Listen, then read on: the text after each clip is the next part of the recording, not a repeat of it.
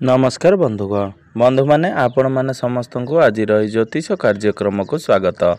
आज ज्योतिष कार्यक्रमटी वृष राशि व्यक्ति विशेष मानक पई बहुत गुरुत्वपूर्ण अटे, बहुत ही खास अटे।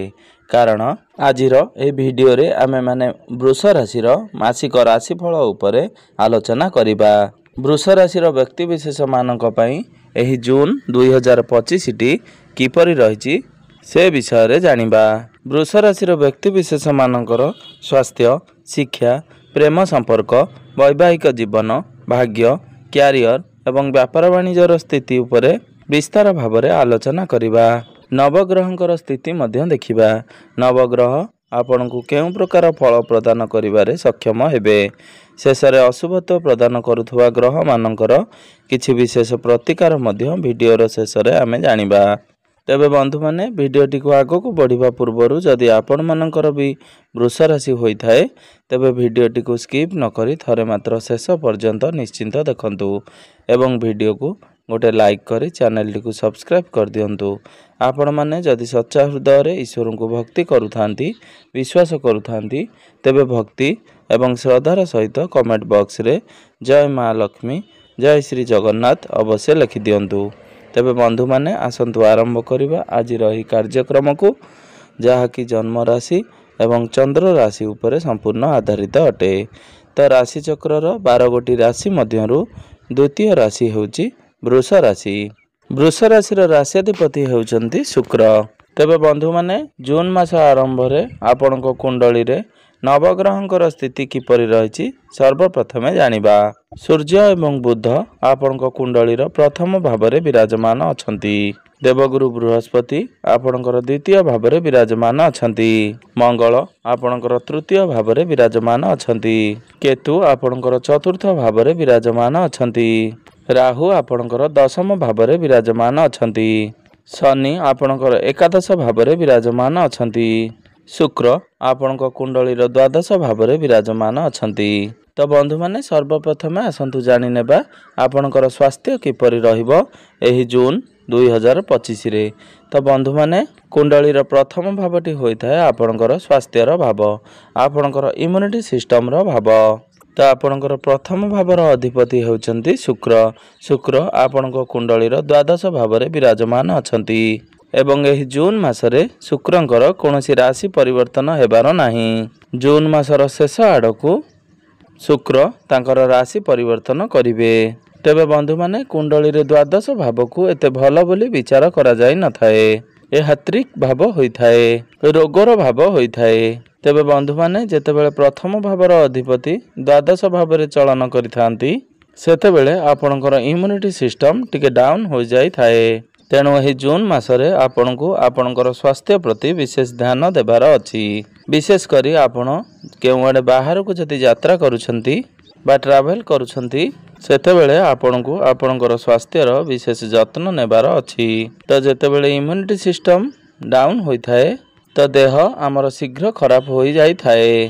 जेपर कि ऋतु परिवर्तन समय रे ठंडा, काश, ज्वर एगुड़िक द्वारा आम शीघ्र संक्रमित हो जाई थाऊ।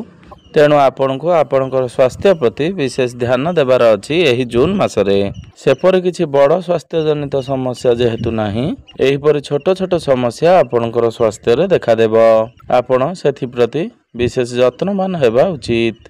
एबे आसंतु जानि नेबा आपणकर शिक्षा क्षेत्र किपरि रहिबो एही जून मास 2025 रे। तो बंधु माने कुंडलीर पंचम भावटी होइथाए आपणकर शिक्षार भाव। तो आपणकर पंचम भावर अधिपति हेउचंती बुध। बुध आपणक कुंडलीर प्रथम भाव रे विराजमान अछंती एवं 6 जून को बुध आपणकर द्वितीय भाव को चलन करिवे। तेबे शनिकर दृष्टि आपणक कुंडलीर पंचम भाव उपरकू रहुची। तेबे पाठ पढ़ा पई समस्त ग्रह मानकर अवस्थिति बहुत भल रहुची। तो एही जून मासरे आपणकर शिक्षा क्षेत्र अर्थात पाठ पढ़ा बहुत भल रहिबो। तो आपण एही जून मासरे जदि किछि एडमिशन नेबाकू चाहुचंती किंबा केउठारे फॉर्म फिलअप करबाकू चाहुचंती तो आपण बिना द्विधारे करि परिबे। एवं एही जून मासरे जदि आपणकर कोनोसी एग्जाम रहिछि तो एग्जाम मध्य आपणको पई बहुत भल रहिबो। एबे आसंते जानि नेबा आपणकर प्रेम जीवन किपरि रहिबो ଏହି ଜୁନ୍ ମାସ 2025 ତ ବନ୍ଧୁମାନେ କୁଣ୍ଡଳୀର ପଞ୍ଚମ ଭାବଟି ଶିକ୍ଷାର ଭାବ ହେବା ସହିତ ପଞ୍ଚମ ଭାବଟି ହୋଇଥାଏ ଆପଣଙ୍କର ପ୍ରେମ ଜୀବନର ଭାବ, ଆପଣଙ୍କର ସନ୍ତାନର ଭାବ। ତ ଆପଣଙ୍କର ପଞ୍ଚମ ଭାବର ଅଧିପତି ହେଉଛନ୍ତି ବୁଧ। ବୁଧ ଆପଣଙ୍କର ପ୍ରଥମ ଭାବରେ ବିରାଜମାନ ଅଛନ୍ତି ଏବଂ ଆପଣଙ୍କର ପ୍ରଥମ ଭାବର ଅଧିପତି ଶୁକ୍ର ଆପଣଙ୍କ କୁଣ୍ଡଳୀର ଦ୍ୱାଦଶ ଭାବରେ ବିରାଜମାନ ଅଛନ୍ତି। ତ ଶୁକ୍ର ଯେହେତୁ ଦ୍ୱାଦଶ ଭାବରେ ବିରାଜମାନ ଅଛନ୍ତି ତ ଆପଣଙ୍କର ପାର୍ଟନର ଆପଣଙ୍କ ପାଇଁ ଯେତେ ଭଲ କଲେ ମଧ୍ୟ ଆପଣଙ୍କ ମନରେ ଏକ ଡିସାଟିସ୍ଫ୍ୟାକ୍ସନ୍ ଦେଖାଦେଇପାରେ ଏବଂ କେଉଁଠାରେ ନା କେଉଁଠାରେ ଆପଣଙ୍କ ପାଇଁ ଆପଣଙ୍କ ମଧ୍ୟରେ ମିସ୍ଅଣ୍ଡରଷ୍ଟାଣ୍ଡିଂ ଦେଖାଦେବ। ତ ଆପଣଙ୍କର ପାର୍ଟନରଙ୍କ ତରଫରୁ ଆପଣଙ୍କ ପାଇଁ ସବୁକିଛି ଠିକ୍ ଠାକ୍ ରହିବ, କିନ୍ତୁ ଆପଣ ହିଁ ଆପଣଙ୍କର ପ୍ରେମ ଜୀବନରେ ସମସ୍ୟା ସୃଷ୍ଟି କରାଇବେ। ତେଣୁ ଆପଣ ନିଜ ତରଫରୁ ସବୁକିଛି ଠିକ୍ ଠାକ୍ ରଖିବାକୁ ଚେଷ୍ଟା କରନ୍ତୁ। ଆପଣ ନିଜର ବାଣୀ ଉପରେ ସଂଯମତା ରକ୍ଷା କରନ୍ତୁ, କ୍ରୋଧ ଉପରେ ସଂଯମତା ରଖନ୍ତୁ।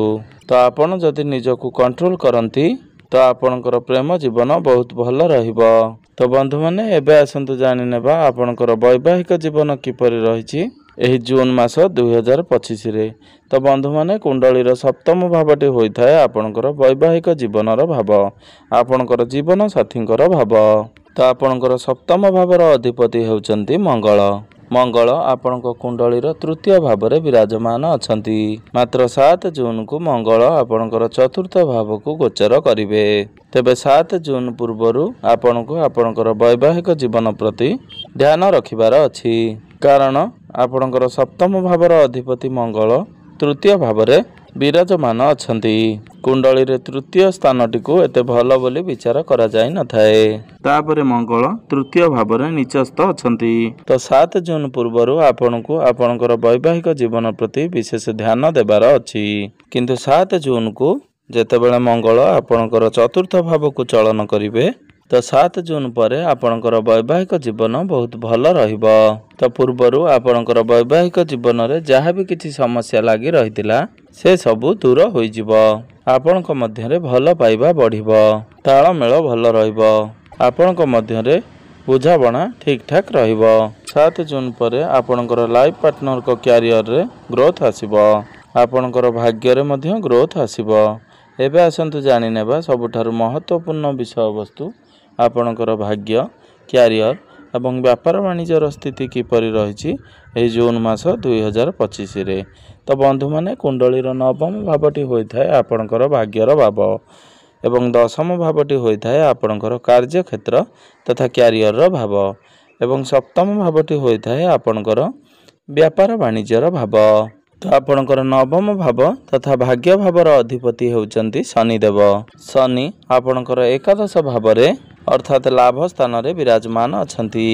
ତ ବନ୍ଧୁମାନେ ସବୁଠାରୁ ବଡ଼ କଥା ହେଉଛି ଆପଣଙ୍କ ରାଶିରେ ଶନି ଦଶା ନାହିଁ, ନା ଶନି 7.5 ନା ଶନି 2.5, କୌଣସି ବି ଦଶା ଆପଣଙ୍କ ରାଶିରେ ନାହିଁ। ତ ଗୁରୁଙ୍କର ଦୃଷ୍ଟି ମଧ୍ୟ ଆପଣଙ୍କର ଦଶମ ଭାବ ଉପରକୁ ରହୁଛି। ତ ବନ୍ଧୁମାନେ ନିଶ୍ଚିନ୍ତ ଭାବରେ ଏହି ଜୁନ୍ ମାସରେ ଆପଣଙ୍କୁ ଆପଣଙ୍କର ଭାଗ୍ୟର ସପୋର୍ଟ ପ୍ରାପ୍ତି ହେବ, ଆପଣଙ୍କୁ ଆପଣଙ୍କର ଭାଗ୍ୟର ପୂର୍ଣ୍ଣ ମାତ୍ରାରେ ସାଥ ମିଳିବ। ତ ଶନିଙ୍କର ଦୃଷ୍ଟି ଯେହେତୁ ଆପଣଙ୍କର ପ୍ରଥମ ଭାବ ଉପରକୁ ରହୁଛି ତେଣୁ ଆପଣଙ୍କର ମନରେ ଏକ ପ୍ରକାରର ଡାଉଟ୍ସ କ୍ରିଏଟ୍ ହେବ, ଆପଣଙ୍କ ମନରେ ସର୍ବଦା ଶଙ୍କା ରହିବ, କିନ୍ତୁ ଏସବୁକୁ ଆପଣ ଆଭଏଡ୍ କରିଦିଅନ୍ତୁ, କାରଣ ପ୍ରତ୍ୟେକଟି କାର୍ଯ୍ୟରେ ଆପଣଙ୍କୁ ସଫଳତା ପ୍ରାପ୍ତି ହେବାକୁ ଯାଉଛି। ଆପଣ ଏହି ସମୟରେ ଯଦି କୌଣସି ଶୁଭ ମାଙ୍ଗଳିକ କାର୍ଯ୍ୟର ଆୟୋଜନ କରିବାକୁ ଚାହୁଁଛନ୍ତି ବା କିଛି ଇନଭେଷ୍ଟମେଣ୍ଟ କରିବାକୁ ଚାହୁଁଛନ୍ତି ବା କିଛି ବଡ଼ ଡିସିସନ୍ ନେବାକୁ ଚାହୁଁଛନ୍ତି, ଆପଣ କୌଣସି ବଡ଼ ଜିନିଷ କିଣାକିଣି କରିବାକୁ ଚାହୁଁଛନ୍ତି ତ ପ୍ରତ୍ୟେକଟି କ୍ଷେତ୍ରରେ ଆପଣଙ୍କୁ ଆପଣଙ୍କର ଭାଗ୍ୟର ସାଥ ମିଳିବ। ତେଣୁ ଆପଣ ଆପଣଙ୍କର ମନରେ କୌଣସି ପ୍ରକାର ଦ୍ୱନ୍ଦ୍ୱ ନ ରଖି ଆପଣ ଆଗକୁ ବଢ଼ନ୍ତୁ, ଆପଣଙ୍କୁ ସଫଳତା ପ୍ରାପ୍ତି ହେବ। ଏବେ ଆସନ୍ତୁ ଜାଣିନେବା ଆପଣଙ୍କର କାର୍ଯ୍ୟକ୍ଷେତ୍ର ତଥା କ୍ୟାରିୟର କିପରି ରହିଛି ଏହି ଜୁନ୍ ମାସ 2025। ତ ବନ୍ଧୁମାନେ କୁଣ୍ଡଳୀର ଦଶମ ଭାବଟି ହୋଇଥାଏ ଆପଣଙ୍କର କାର୍ଯ୍ୟକ୍ଷେତ୍ର ତଥା କ୍ୟାରିୟରର ଭାବ। ତ ଆପଣଙ୍କର କ୍ୟାରିୟର ଭାବର ଅଧିପତି ହେଉଛନ୍ତି ଶନିଦେବ। ତ ଶନି ଆପଣଙ୍କର ଏକାଦଶ ଭାବରେ ବିରାଜମାନ ଅଛନ୍ତି, ଆପଣଙ୍କର ଦଶମ ଭାବରେ ରାହୁ ବିରାଜମାନ ଅଛନ୍ତି ଏବଂ ସମ୍ପୂର୍ଣ୍ଣ 1.5 ବର୍ଷ ପର୍ଯ୍ୟନ୍ତ ରାହୁ ଆପଣଙ୍କର ଦଶମ ଭାବରେ ରହିବେ। ତ ଏହି 1.5 ବର୍ଷ ମଧ୍ୟରେ ଆପଣଙ୍କର କ୍ୟାରିୟରରେ କିଛି ନା କିଛି ପରିବର୍ତ୍ତନ ହେବ। ଆପଣ ଯେଉଁ ବି କାର୍ଯ୍ୟ କରୁଛନ୍ତି जेमिति करूछंती हुएत आपणकर प्रोफाइल चेंज होई पारे किंबा आपणकर सीट चेंज होई पारे किछि ना किछि परिवर्तन आपणकर कार्य क्षेत्र रे हेबो आपणकर स्थान परिवर्तन होई पारे एहा सहित राहु आपणकर दशम भाव गोचर करने फल आपण हार्ड वर्क न करी स्मार्ट वर्क करिया को पसंद करिवे राहु हेउचंती रणनीति राहु हेउचंती चतुर राहु हेउचंती बुद्धिमता राहु हेउचंती टेक्निक आपण एही समय कोनोसी टेक्निकल फील्ड रे अछंती बा आईटी सेक्टर रे अछंती बा इंजीनियरिंग फील्ड रे अछंती आपण एआई रिलेटेड कोनोसी भी कार्य करूछंती किंबा आपण कोनोसी शॉर्टकट रे कार्य करूछंती आपण जदि ऑनलाइन रे कार्य करूछंती बा इनपुट एक्सपोर्ट रे कार्य करूछंती तो ए सब क्षेत्र रे आपण को बहुत अधिक सफलता मिलिबा को जाउछि तबे बंधु माने आपण गोटिए कथार ध्यान रखिबे जे जेमिति आपण को मध्य रे गर्व किंबा अहंकार न देखा जाए